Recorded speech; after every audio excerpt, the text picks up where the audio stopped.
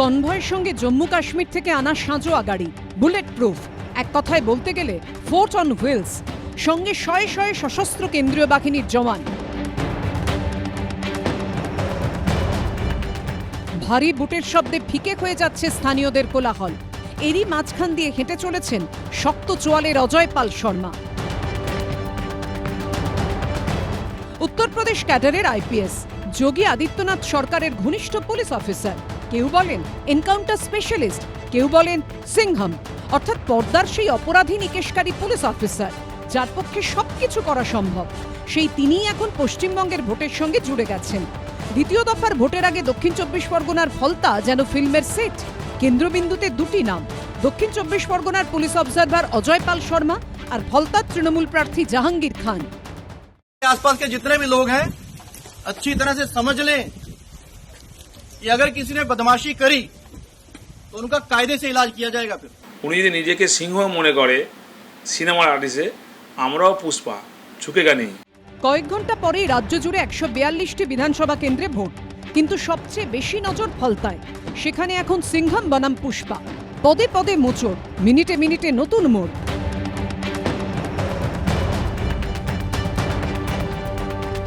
ফলতায় এখন কার্যত যুদ্ধকালীন পরিস্থিতি, যার সূত্রপাত সোমবার। কেন্দ্রীয় বাহিনীকে সঙ্গে নিয়ে জাহাঙ্গীর খানের বাড়িতে পৌঁছে যান আইপিএস অফিসার অজয় পাল শর্মা। পরিষ্কার হুঁশিয়ারি দেন তিনি। तो फिर अच्छे से खबर लेंगे, फिर बाद में रोना पछताना मत। এরপরই প্রশ্ন ওঠে, কোথায় ফলতার তৃণমূল প্রার্থী জাহাঙ্গীর খান? মঙ্গলবার তিনি সামনে আসলেন। ফলতায় পার্টি অফিস থেকে বেরিয়ে অজয় পাল শর্মার আদলেই পাল্টা হুঁশিয়ারি ছুড়লেন।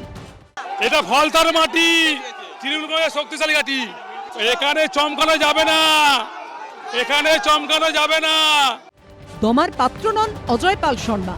সোমবার গিয়েছিলেন বাড়িতে, আর মঙ্গলবার পৌঁছে গেলেন জাহাঙ্গীরের পার্টি অফিসের সামনে।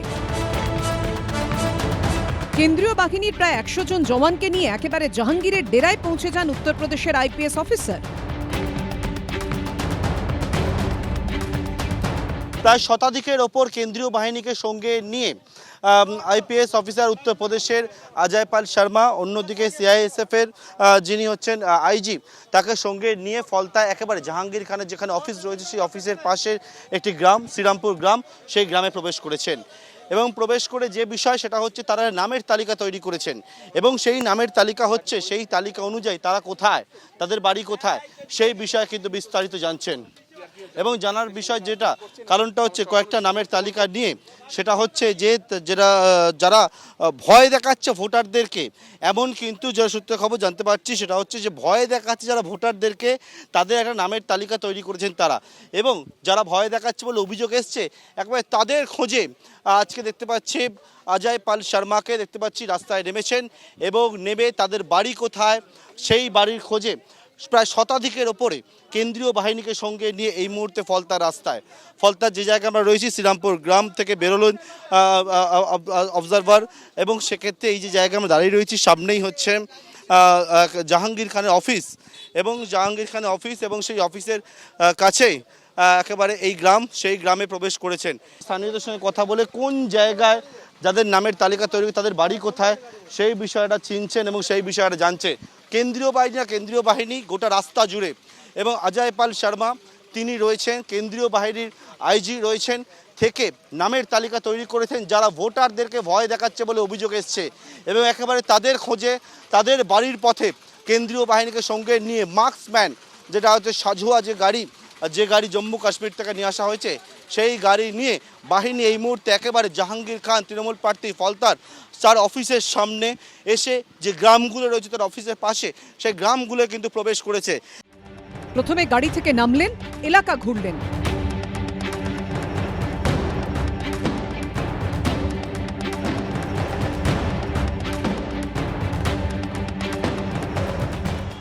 এরপর ফলতা বিধানসভারই পরবর্তী গন্তব্যে যাওয়ার জন্য যখন অজয় পাল শর্মা গাড়িতে উঠে বসলেন, তখনই বদলে গেল ছবি।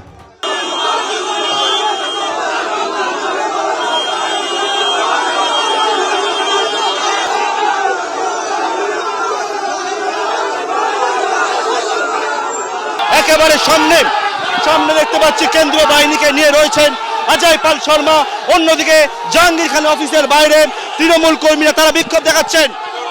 একেবারে যে গাড়ি আসছে দেখতে পাচ্ছি অজয় পাল শর্মার, সেই গাড়ি আসছে যে বাহিনীর সামনে। তৃণমূল কর্মীরা রাস্তায় নেমে পড়েছেন, নেমে পড়ে তীব্র বিক্ষোভে ফেটে পড়েছেন। তারা বলছেন মিথ্যে কথা বলা হচ্ছে বলে। অজয় শর্মা যদি দম থাকে একটা প্রমাণ দেখা, আমার নেতা কাউকে হুমকি দিয়েছে এটা প্রমাণ দেখা, ও যদি দম থাকে।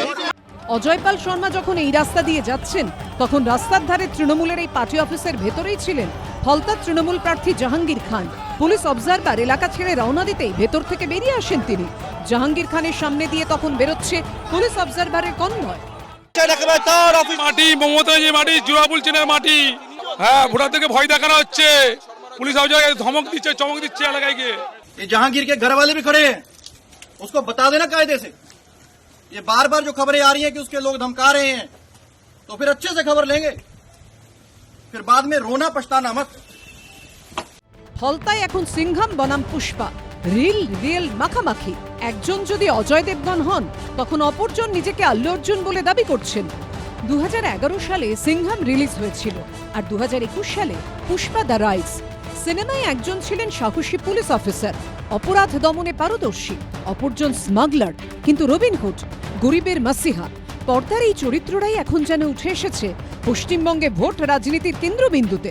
आसपास के जितने भी लोग हैं अच्छी तरह से समझ लें कि अगर किसी ने बदमाशी करी तो उनका कायदे से इलाज किया जाएगा। फिर কয়েকদিন ধরেই ভোটারদের হুমকি, ভয় দেখানো, ভোটার কার্ড কেড়ে নেওয়া সহ তৃণমূল প্রার্থী জাহাঙ্গীর খানের নামে একাধিক অভিযোগ জমা পড়ছিল কমিশনের কাছে। ফলতা বিধানসভা এলাকায় এখন অভিযোগ উঠেছে আরো অনেকের বিরুদ্ধে। এদিন একেবারে তালিকা তৈরি করে অভিযুক্তদের খোঁজে বের হন অজয় পাল শর্মা। कहाँ भाई समीर रजक अगर कहाँ? नहीं, हम यहाँ का लोकल नहीं है, हम इलेक्शन ड्यूटी पे आए हैं। গোটা এলাকায় তন্ন তন্ন করে খোঁজ করা হয় অভিযুক্তদের। संजीत मंडल, आलम हुसैन, इलियास शेख, नहीं, महतबुल हुसैन, आकाश शेख, गुलाम शहीद, सैफुल्लाह, क्यों नहीं है? এই নিয়ে তুঙ্গে উঠেছে রাজনৈতিক তরজা। যেন যুদ্ধ চলছে, শুধু নৌসেনা আর বায়ুসেনা নেই। আরে এই যুদ্ধটা যদি পায়েলগাঁওতে করতেন তাহলে 26 জন সহনাগরিককে হারাতে হতো না। এটা ভোট না যুদ্ধ। বলছেন সিংহাম এসছে, কিসের সিংহাম? আরে তৃণমূল কংগ্রেসের কর্মীরা হচ্ছে পুষ্পা, ঝুঁকেগা নেই, ওরা ভয় ডর পায় না। লড়াই চলছে, লড়াই চলবে, এবং 4 তারিখের পরে বিজয় উৎসবেও দেখা হবে। যে ভাষাটা ওরা বোঝে, এতদিনে পুলিশ এই ভাষাটা বললো, বাংলার পুলিশ যদি এই ভাষায় বলতে পারতো পশ্চিমবাংলায় এত প্রাণহানি হতো না, এত অশান্তি ভয় হতো না। উত্তর পুলিশ বুঝিয়ে দিল পুলিশের ভাষা কেমন হওয়া উচিত। किस काम की वर्दी जो एक पुलिस वाले को मजबूत नहीं मजबूर बनाती है। রিল নয় রিয়েল, সিংহামের সিংহনাদ। तो फिर अच्छे से खबर लेंगे, फिर बाद में रोना पछताना मत। পাল্টা হুঙ্কার ছেড়েছে ফলতার পুষ্পাও, অন্তত তিনি নিজে এই দাবি করছেন।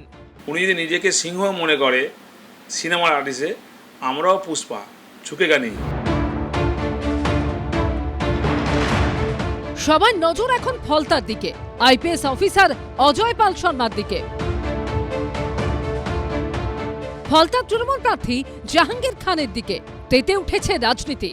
দক্ষিণ 24 পরগনায় কাকে যেন একটা আনা হলো পুলিশ অবজারভার হিসেবে।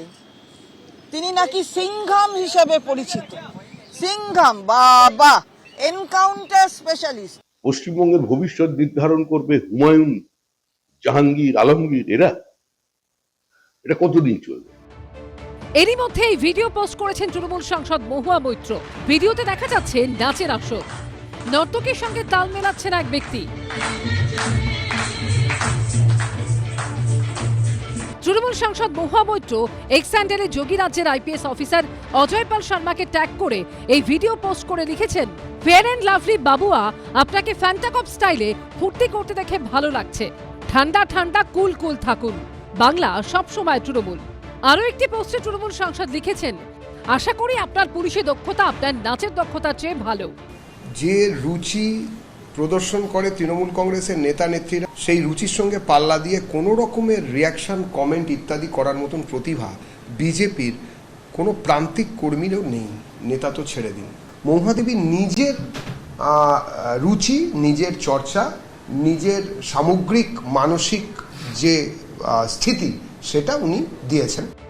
উত্তরপ্রদেশ ক্যাডারের যে আইপিএস এখন ফলতায় দাপিয়ে বেড়াচ্ছেন, সেই অজয় পাল শর্মার ভূমিকার তীব্র সমালোচনা করেছেন সমাজবাদী পার্টির প্রধান অখিলেশ যাদব। अगर किसी अधिकारी का और आईपीएस अधिकारी का ये व्यवहार है तो उसके खिलाफ कार्रवाई करनी चाहिए। ये नहीं हो कि उसकी कमजोरी का लाभ लिया जाए। अभी तक जो देखने को मिल रहा है उत्तर प्रदेश में, आईपीएस और अधिकारियों की कमजोरी पर, उनकी नस पर हाथ रख करके सरकार न जाने कितने लोगों के ऊपर अन्याय करा रही है। शायद ये वही अधिकारी हैं जिन्होंने बड़े पैमाने पर अन्याय किया लोगों के ऊपर। অখিলেশ যাদব নারী বন্দনা, নারী সম্মান, বিজেপির বিষয় নিয়ে কথা বলছেন, কে জানে। এখন ভোট হচ্ছে এখানে, আমরা অখিলেশ নিয়ে পরে উত্তর দেব। বিজেপি ও তৃণমূলকে একযোগে নিশানা করেছে কংগ্রেস ও সিপিএম। পুলিশের অবজারভার এমন ব্যবহার করছে মনে হচ্ছে কোনো সরকারি দলের বা কোন একটা বিশেষ দলের তারা নেতা হয়ে এসছে। এগুলো আমরা বাংলায় দেখতে অভ্যস্ত। বাংলায় পুলিশের অফিসার তারা তো তৃণমূল পার্টিটাই করে, তৃণমূল পার্টিটাকে বাঁচিয়ে রেখেছে বাংলা জুড়ে পুলিশ। এখন বিজেপি ও তৃণমূলের সঙ্গে পাল্টা প্রতিযোগিতায় নেমে তারাও বাইরে থেকে তাদের যারা আজ্ঞাবহ পুলিশ অফিসার তাদেরকে নিয়ে এসে ধমকি চমকি দেবে, এটা বাংলার মানুষের কাছে কখনোই গ্রহণীয় হবে না। ইউপির কোনো এক অফিসার এসছেন, নিজেকে সিংহম দাবাং, নিজেকে বড় বেড়লে বেশি কথা বলতে নেই। বাংলায় যথেষ্ট আমাদের শক্তিশালী সাহসী পুলিশ অফিসাররা আছেন, কিন্তু তাদের বেঁধে রেখেছে, তাদের কাজ করতে দেবে না। বাংলার পুলিশ মন্ত্রী তাদেরকে পিছনে পিছনে ঘোরাবে, তাদের কাজ করতে দেবে না। তাহলে সব দাবাং ফাবাং লাগে নাকি? পশ্চিমবাংলায় যদি প্রশাসন, আইনের শাসন যদি থাকতো, এসব কোথায় শাহজাহান, কোথায় অনুব্রত, কোথায় অর্জুন সিং, কোথায় জাহাঙ্গীর, 1.5 পয়সার খদ্দের সব। সব মিলিয়ে ফলতায় এখন হুঁশিয়ারি পাল্টা হুঁশিয়ারি, পরিস্থিতি তপ্ত। ये बार बार जो खबरें आ रही हैं कि उसके लोग धमका रहे हैं, तो फिर अच्छे से खबर लेंगे, फिर बाद में रोना पछताना मत। উনি যদি নিজেকে সিংহ মনে করে সিনেমার আর্টিস্টে, আমরাও পুষ্পা, ঝুঁকেগা নেই। পরনে ফর্মাল শার্ট প্যান্ট, হাতে ব্রেসলেট, মুঠোয় জোড়া মোবাইল ফোন। কেউ বলেন দাবাং, কেউ বলেন সিংহম। যোগী আদিত্যনাথের রাজ্যে তার খ্যাতি এনকাউন্টার স্পেশালিস্ট হিসেবে। অজয় পাল শর্মা, আর অশান্তি দেখলে তিনি অগ্নি শর্মা। যোগী ঘনিষ্ঠ পুলিশ অফিসার হিসেবেই পরিচিত। পাঞ্জাবের লুধিয়ানায় জন্ম। 2011 Uttar Pradesh ক্যাডারের IPS officer, DIG rank, অতিরিক্ত পুলিশ কমিশনার, আইন শৃঙ্খলার দায়িত্বপ্রাপ্ত। তাঁকেই দক্ষিণ 24 পরগনার পুলিশ অবজারভারের দায়িত্ব দিয়েছে নির্বাচন কমিশন, যা অভিষেক বন্দ্যোপাধ্যায়ের গড় বলে পরিচিত। দায়িত্ব পেয়েই গোটা এলাকা দৌড়ে বেড়াচ্ছেন অজয় ও অজয়।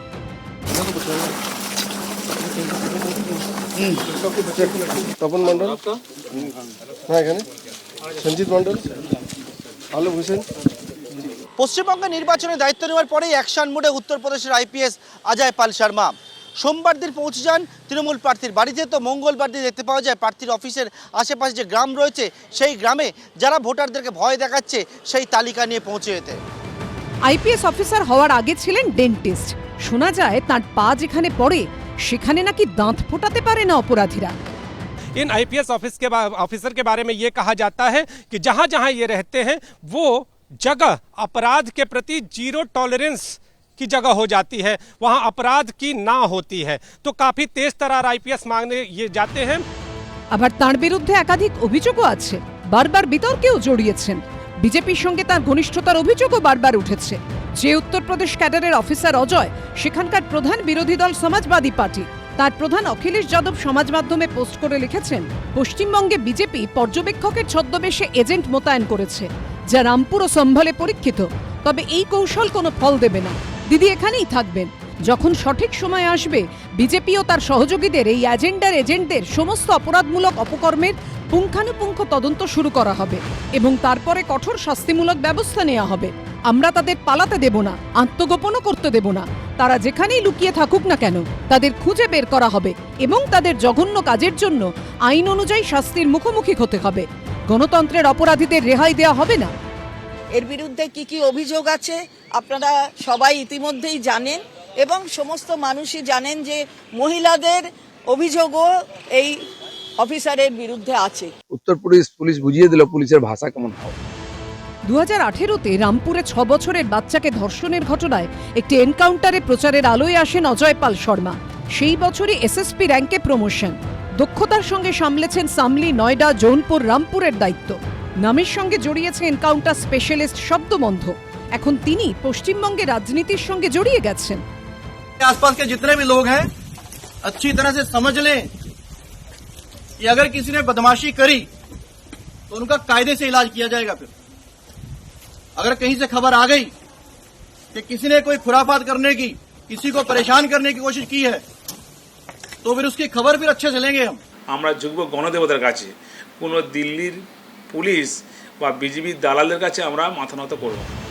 কেন্দ্রে হোক কিংবা রাজ্যে রাজ্যে রাজনীতির সঙ্গে পুলিশের সম্পর্ক এবং বিতর্ক নতুন নয়। কখনো আইন মেনে কাজ করায় বদলি, কখনো শাসকের কথা শুনে কাজ করায় পুরস্কার। কেউ সৎ, কেউ অসৎ, বিতর্ক পিছু ছাড়ে না, ধোঁয়াশাও কখনো কাটে না।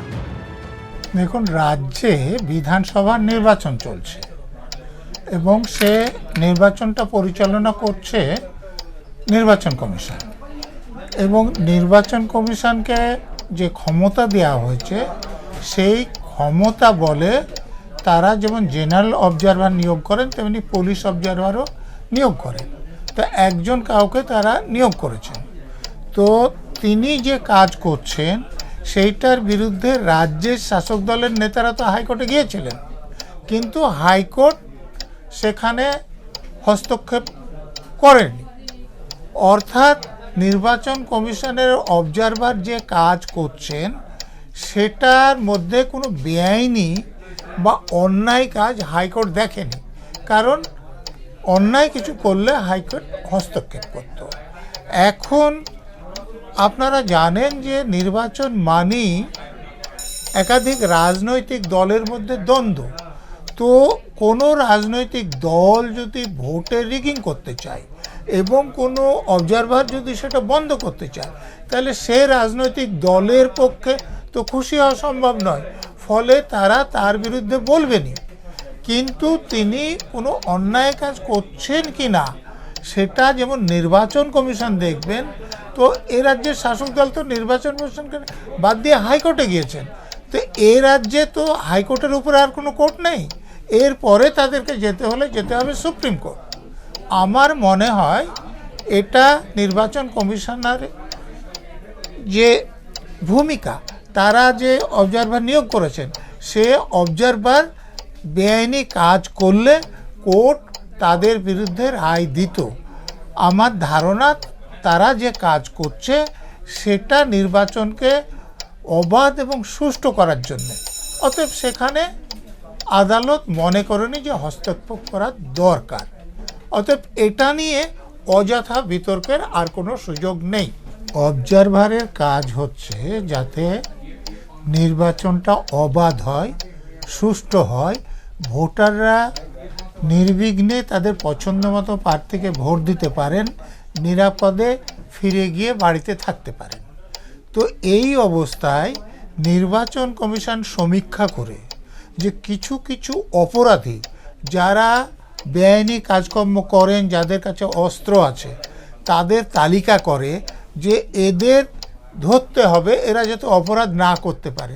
তো পুলিশ অবজারভার হিসেবে তিনি তো সেই অপরাধী কোথায় আছেন তার খোঁজ করতেই পারেন, এবং যদি তাকে পান তার বিরুদ্ধে ব্যবস্থা নিতে পারেন, এবং তিনি যাতে কোনো রকম ঝামেলা নির্বাচনের দিন সৃষ্টি না করতে পারেন সেটা দেখার অধিকার তো তার আছে। তো যারা রিগিং করে জিততে চান তারা যদি এতে অসন্তুষ্ট হন, কিছু করার নেই। ये बार बार जो खबरें आ रही हैं कि उसके लोग धमका रहे हैं, तो फिर अच्छे से खबर लेंगे, फिर बाद में रोना पछताना मत। এটা আমরা ইলেকশন কমিশন যেটা রুলস আছে, নিয়ম আছে, যে একজন পুলিশ অবজারভার এক্সিকিউটিভ অফিসার উনি পারেন না যে সশরীরে কোথাও উপস্থিত থেকে কাউকে ধমক চমক দেওয়া। ওনার যদি কিছু বলার থাকে লোকাল এসপিকে জানাবে, লোকাল থানাকে জানাবে, তাদের মারফতে কিছু করা। যোগী আদিত্যনাথের রাজ্যের এনকাউন্টার স্পেশালিস্ট এখন দক্ষিণ চব্বিশ পরগনার দায়িত্বপ্রাপ্ত পুলিশ অবজারভার। ভোটের আগে ফলতা তৃণমূল প্রার্থী জাহাঙ্গীর খানের বাড়িতে গিয়ে হুঁশিয়ারি দিতে দেখা গেছে উত্তরপ্রদেশ ক্যাডারের আইপিএস অফিসার অজয় পাল শর্মাকে। এই পরিস্থিতিতে তার বিরুদ্ধে প্রার্থী ও ভোটারদের হুমকির অভিযোগ তুলে কলকাতা হাইকোর্টের দ্বারস্থ হয়েছিলেন এক আইনজীবী। যদিও সেই মামলায় কোনো হস্তক্ষেপই করলেন না বিচারপতি কৃষ্ণা রাও। রাজ্যে দ্বিতীয় দফা ভোটের আগের দিন দক্ষিণ চব্বিশ পরগনার পুলিশ পর্যবেক্ষক অজয় পাল শর্মার বিরুদ্ধে একাধিক অভিযোগ তুলে হাইকোর্টের দৃষ্টি আকর্ষণ করেন ওই আইনজীবী।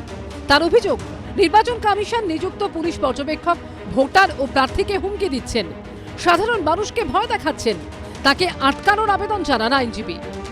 কি করে যে একটা অবজারভার যে ওই যে কি নিজেকে সিঙ্গম বলে নাকি বলে এনকাউন্টার স্পেশালিস্ট উত্তরপ্রদেশের, সে কি করে থ্রেট করে, ভোটারদের কি করে ইন্টিমিডেট করে, ওর বিরুদ্ধে তো ক্রিমিনাল কেস হওয়া উচিত। বিচারপতি কৃষ্ণা রাও জানান, 29 এপ্রিল অর্থাৎ দ্বিতীয় দফার ভোট গ্রহণ পর্যন্ত আদালত এ ব্যাপারে কোনো হস্তক্ষেপ করবে না। যারা নির্বাচনের দায়িত্বে আছেন তাদের কারো কাজে হস্তক্ষেপ করা হবে না। প্রয়োজনে নির্বাচন কমিশনের কাছে অভিযোগ জানানোর কথা বলেন বিচারপতি। এইসব মামলা ঢোপে টেকে কে মামলা করছে আর কার বিরুদ্ধে মামলা করছে? যারা 15 বছর ধরে বাংলার মানুষের উপর অত্যাচার করেছে, সাধারণ মানুষ তো ছেড়ে দিন, যারা সুপ্রিম কোর্টের দ্বারা নিয়োজিত জজেদের অবধি যারা ছাড়েনি বিনা কারণে অনেকটা সময় ধরে, যারা কিনা তাদেরকে কার্যত পণবন্দি করে রেখেছিল এবং তারপরেও গাড়িতে ইঁট মেরে গাড়ির কাঁচ ভেঙে দেয়, রাস্তায় আক্রমণের চেষ্টা করে, পথ অবরোধের চেষ্টা করে, তাদের এসব মামলা, তাদের করা মামলা। হাইকোর্টও বোকা তো আর নন, ঠিক বলেছেন, মহামান্য হাইকোর্ট উত্তর দিয়েছেন। এই প্রেক্ষাপটে রাজ্যপালের বিরুদ্ধেও চাঞ্চল্যকর মন্তব্য করেন তৃণমূলের আইনজীবী সাংসদ। সবাই মিলে একটা রণক্ষেত্র তৈরি করছে যাতে বিজেপির ভোটার ছাড়া আর কেউ ভোট না দিতে পারে। এবং আজকে ইলেকশন কমিশনের কাউন্সিল কোর্টে বলল যে গভর্নরের house is the control room of that everything. তাহলে গভর্নর ইলেকশনটাকে পরিচালনা করছে, বিজেপির হয়ে গভর্নর ইলেকশন পরিচালনা করছে। কল্যাণবাবুর সমস্ত মন্তব্যের উত্তর দেওয়ার মতন প্রতিভা বিজেপির কোনো কর্মীর নেই। রাজনৈতিক কর্মী হিসেবে এই ক্ষমতা আমাদের নেই যে কল্যাণবাবুর এই সব মন্তব্যের আমরা উত্তর দিতে পারি। তবে উনি ওনার এই ধরনের মন্তব্য, যা কিনা মানুষের শুধু হাসির উদ্রেক করে এবং জজেদের কাছে যায়, যেসব মন্তব্যের কোনো দাম নেই, মানুষ সেই সব মন্তব্যকে পাত্তা দেয় না, এই ধরনের মন্তব্য উনি বরাবরই করেন। সকালে বলেছেন না বিকেলে বলেছেন, লোকে এমনিতেই জিজ্ঞেস করেন। এবারে আরও জিনিসটা হাস্যাস্পদ হচ্ছে এবং ওনার বক্তব্যের কোনো গ্রহণযোগ্যতা নেই। এবিপি আনন্দ, এগিয়ে থাকে, এগিয়ে রাখে।